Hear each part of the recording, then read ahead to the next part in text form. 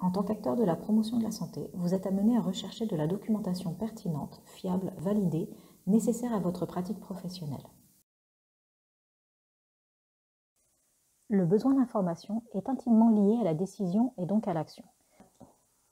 Il résulte d'une incertitude avant d'agir qui peut se résumer en une formule « Je n'ai pas assez d'éléments pour comprendre, décider et par conséquent agir ».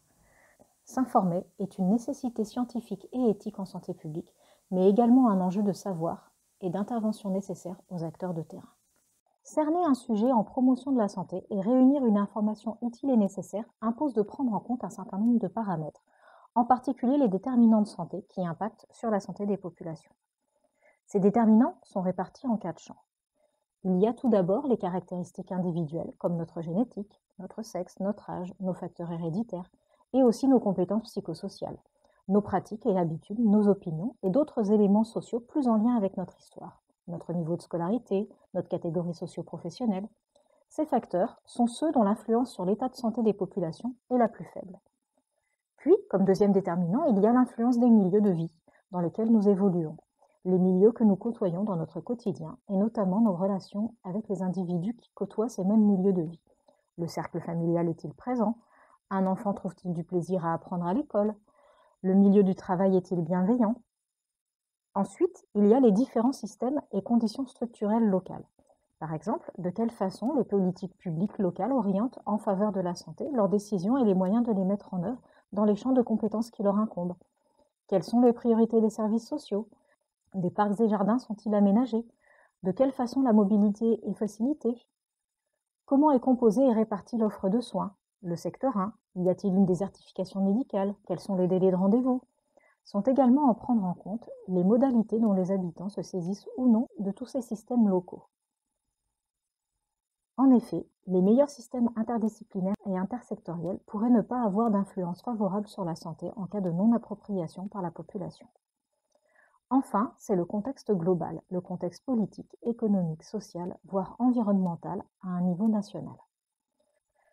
On constate que les principaux facteurs qui influencent l'état de santé des populations sont principalement sociaux et en lien avec les décisions politiques plus ou moins locales.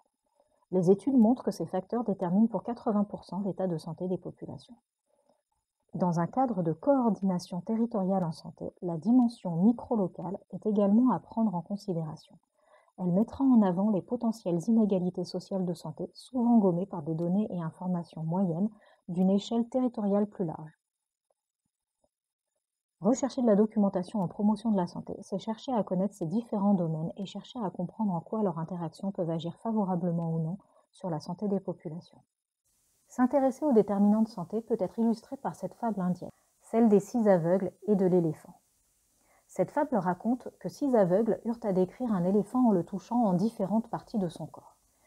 Ils en ont déduit des représentations différentes. Celui touchant l'oreille imaginait un éventail, celui touchant la trompe un serpent, celui touchant la patte un pilier, etc. Lorsqu'ils confrontèrent ensuite leurs idées, les 6 aveugles discutèrent longtemps avec passion, chacun défendant sa perception de ce que pouvait être un éléphant. Ils avaient bien du mal à s'entendre. Un sage qui passait par là leur demanda l'objet de leurs échanges si passionnés.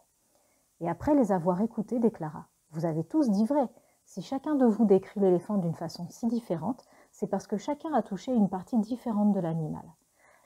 L'éléphant a réellement les caractéristiques que vous avez tous décrites et plus encore.